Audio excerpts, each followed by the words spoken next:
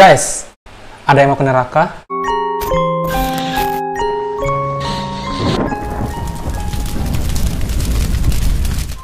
Hai guys, welcome back to my channel. Nama aku Rio, and this is The Mirror. Neraka adalah satu kata yang tidak ada satupun manusia yang mau melihat, membayangkan, apalagi masuk ke dalamnya. Kalian mau? Karena dalam semua ajaran agama, neraka adalah satu tempat terburuk yang tak akan pernah bisa dibayangkan oleh manusia. Karena di sana adalah tempat dihukum dan disiksanya manusia-manusia jahat dan tidak patuh kepada Tuhan di dunia. Hukuman-hukuman dan penyiksaan yang dialami oleh para penghuni neraka tidak akan pernah bisa dibayangkan oleh manusia terjadi di bumi. Karena tingkat kekejaman dan kepedihan siksaan itu berjuta-juta kali lipat dari yang bisa dibayangkan oleh otak kita sebagai manusia. Aku jelasin ini aja nggak kuat guys. Secara umum, neraka digambarkan sebagai sebuah tempat yang dipenuhi oleh kobaran api, magma, iblis penyiksa, kolam darah, kolam nanah. Semua hewan-hewan dan makhluk terkutuk ada di dalam sana. Dan di sanalah manusia-manusia yang tidak patuh kepada Tuhan disiksa. Tapi kita semua juga pasti pernah mendengar yang namanya surga dan neraka di dunia. Nah, untuk surga dunia sendiri, kalian pasti udah bisa membayangkan gimana bentuk surga di dunia. Karena identik dengan tempat-tempat yang semua keindahan dan kebahagiaan bisa kita temukan dan kita rasakan di sana. Tapi bagaimana dengan neraka dunia? Apa yang terbayang di pikiran kalian ketika mendengar kata-kata neraka dunia? Karena kita tahu semua image tentang neraka itu nggak ada yang enak, nggak ada yang bagus, nyeremin semua. Dan apakah benar di dunia ini juga ada neraka seperti di akhirat? Dan hari ini guys, kita akan membahas beberapa tempat-tempat di dunia yang dipercaya sebagai neraka. And now before we do the exercise, the mirror mode.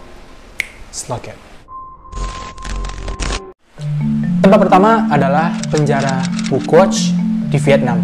Nah, kalau kalian search di Google tentang neraka di dunia, penjara ini akan ada di list nomor 1 karena memang ini adalah tempat yang paling dikenal di dunia sebagai nerakanya dunia. Karena di penjara ini segala jenis penyiksaan yang ada di akhirat, neraka akhirat, itu mereka terapkan di sini untuk menghukum para tahanan mereka. Rumah penjara ini berada di desa Chai Dua, Pukwach, Vietnam Selatan, yang dibangun di atas lahan seluas 400 hektar oleh para penjajah Perancis yang datang ke Vietnam. Dan penjara ini dibuat khusus untuk menahan para veteran-veteran perang asal Vietnam. Jadi penjara ini dibangun oleh penjajah Perancis ketika datang ke Vietnam, dan tahanannya itu semua adalah orang Vietnam yang dijajah gitu. Mulai dari hari pertama para tahanan menginjakkan kaki di penjara itu, mereka akan langsung menerima hantaman pukulan yang menciutkan mental mereka. Jadi memang di hari pertama mereka datang itu udah dibikin nyalinya ciut dengan cara dipukul kepalanya. Di hari berikutnya para tahanan akan dijemur di atas kerangka timah panas dan di bawah terik matahari hingga kulit mereka melepuh dan pingsan. Apa yang akan terjadi jika mereka memberontak dan ingin melawan? Mereka akan langsung dipukul kepalanya, bahkan ditembak. Ditembaknya itu bukan langsung tembak kepala terus mati, enggak, tapi ditembak di bagian-bagian tubuh sehingga mereka bisa merasakan sakit. Penjara ini menyediakan ratusan jenis hukuman yang siap untuk dihantamkan kepada para narapidana. Dan hukuman paling ringan adalah menembakkan sinar cahaya dengan intensitas tinggi ke mata para narapidana hingga mereka mengalami buta. Terus kenapa nggak dipejamkan matanya waktu ditembakkan cahaya itu? Nggak bisa, karena saat cahaya itu ditembakkan, mata para narapidana ini dipaksa untuk dibuka, bahkan dengan menggunakan kawat, jadi kayak dijepit gitu mata dengan kawat. Dan mau nggak mau, mata mereka harus terbuka untuk menerima cahaya yang radiusnya tinggi gitu, sampai mereka buta. Mereka juga dimasukkan ke dalam kandang macan yang terbuat dari besi yang dipenuhi duri. Di dalam itu mereka juga disiksa dengan cara dipukul, ditendang, ditusuk, dipatahkan giginya. Kemudian mereka dimasukkan ke dalam karung goni untuk dibakar hidup-hidup. Dan itu adalah hukuman paling ringan. Sekeliling pekarangan penjara ini dipenuhi oleh 10-15 lapis besi berduri. Dan di sepanjang zona penjara ini dikawal ketat oleh para sipir-sipir yang siap untuk menghantam para narapidana yang berusaha untuk kabur. Bahkan bukan kabur, melihat narapidana berkeliaran aja mereka langsung dikejar dan disiksa. Penjara ini juga menerapkan sistem satu aparat untuk 2 tahanan. Jadi setiap tahanan di dalam penjara itu 2 orangnya dijaga oleh 1 orang aparat. sehingga di penjara itu menyebar lebih dari 4.000 aparat untuk menjaga semua tahanan. Dan mereka menyebar bahkan sampai ke daerah pantai dan pesisir laut. Jadi nggak ada yang bisa kabur kemanapun gitu. Tercatat jumlah tahanan yang ada di penjara ini mencapai 32.000 sampai 40.000 tahanan. Dan dalam sejarahnya, mulai saat pertama kali berdiri yaitu pada tahun 1967 sampai 1973, selama kurun waktu 6 tahun penjara ini sudah memakan 4.000 korban jiwa. Sedangkan puluhan ribu lainnya mengalami cacat fisik secara permanen. Dan untuk mengenang para pejuang Vietnam yang ditahan di penjara penjajah itu, dibangunlah sebuah museum pada tahun 1993 dengan nama yang sama dengan penjara, yaitu Museum Phu Quoc. Dan di dalam museum itu dibangun patung-patung yang mengilustrasikan tentang masa kelam di penjara Phu Quoc lalu. Jadi sekejam itu penjara Phu Quoc di Vietnam, nggak bisa dibandingkan dengan hukuman penjara di Indonesia. Tempat kedua adalah Centralia City di Pennsylvania. Centralia City dengan penjara Phu Quoc tadi sebenarnya sama-sama ada di list teratas dari neraka di dunia, tapi penjara tadi lebih seram sih daripada ini gitu. Centralia adalah sebuah kota kecil yang terletak di Columbia County di Pennsylvania. Kota ini dinobatkan dunia sebagai neraka dunia karena masa lalu dari kota ini sangatlah kelam. Semua jalanan aspal retak, dan dari retakan jalan itu muncul gas-gas yang tidak pernah berhenti, dan itu merupakan gas beracun yang dapat membahayakan para penduduk. Pada tahun 1981, kota ini diisi oleh sekitar 1.000 orang penduduk. Masalah bermula ketika pemerintah kota itu memandatkan 5 orang untuk membakar sampah. Jika dilihat pembakaran itu tampak normal, tapi tidak ada yang menyadari bahwa kobaran api pembakaran sampah itu merembet melalui celah-celah yang ada di aspal sampai ke menuju bekas tempat tambang batu bara yang terletak di bawah kota. Api tersebut merayap sejauh 12 km dan membakar bawah tanah itu seluas 15 km persegi.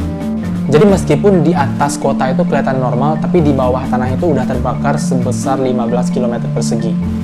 Itu gede kayaknya. Akibat pembakaran inilah, dari retakan aspal itu muncul gas karbon monoksida berkadar tinggi yang sangat beracun. Segala macam upaya telah dilakukan untuk menghentikan api itu, tapi nggak bisa karena memang di dalam itu udah gede banget api yang menjalar, jadi nggak bisa dihentikan lagi. Hingga pada awal tahun 1980-an, gas beracun ini sudah menyelimuti kota sejauh 200 hektar. Dan gas itu sampai pada tingkat yang dapat mengancam nyawa penduduk. Sampai pada tahun 2005, populasi kota ini hanya tinggal 12 orang saja.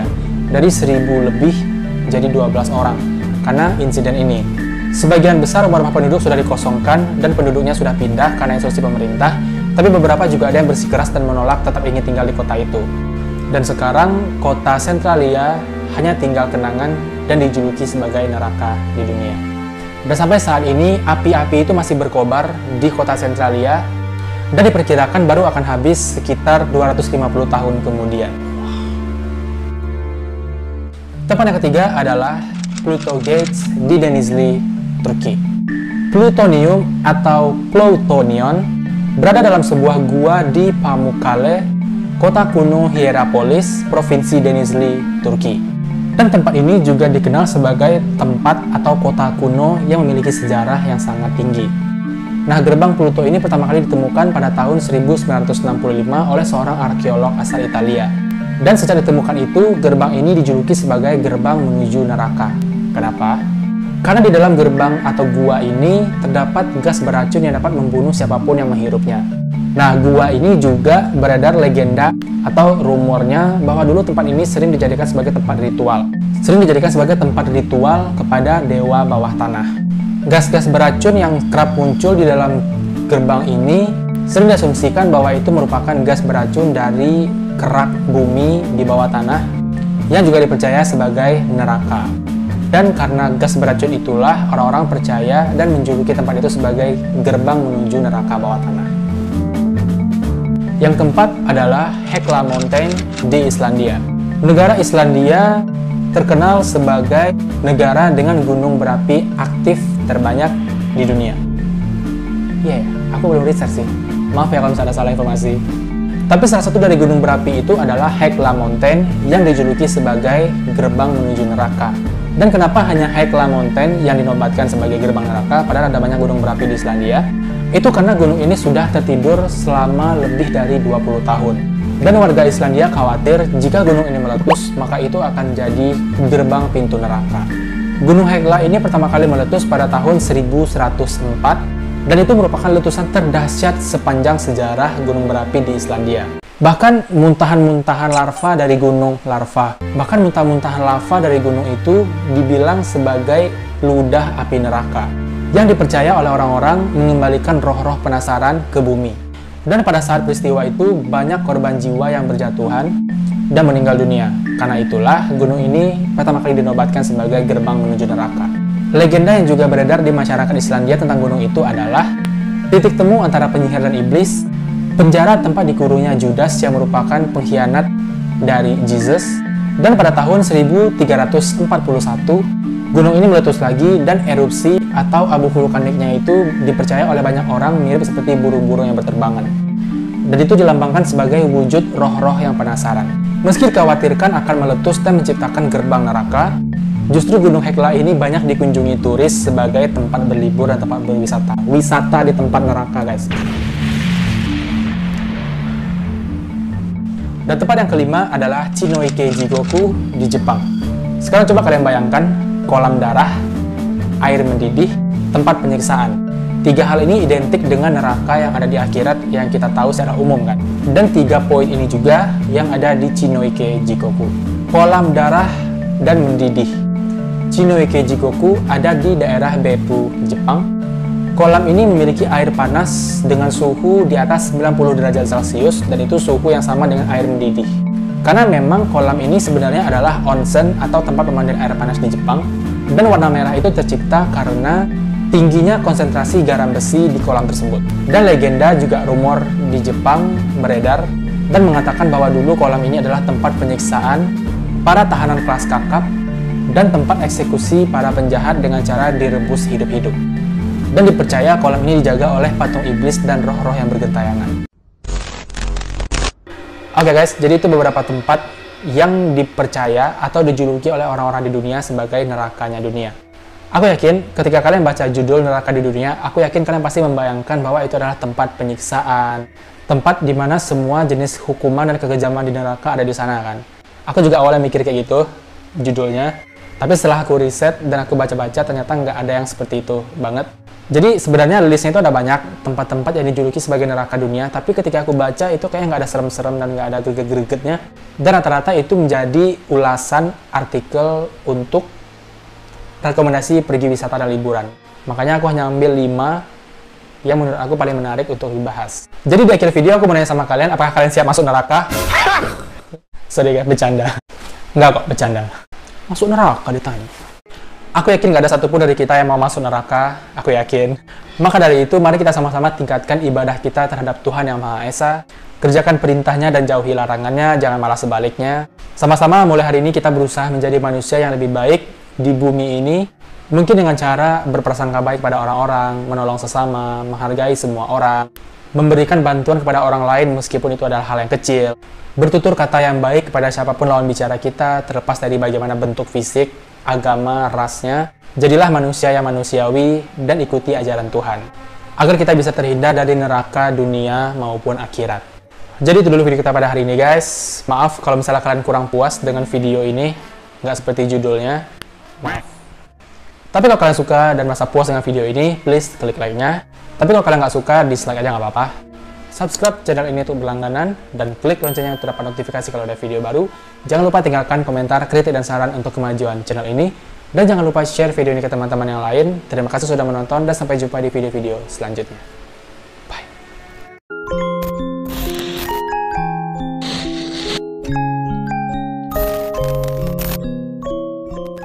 Kalau kalian suka cerita-cerita pendek, satu paragraf, creepypasta yang horor dan non-horor, kalian bisa follow Instagram aku @oktronsatrio karena aku post cerita-cerita pendek di sana. Stay safe guys.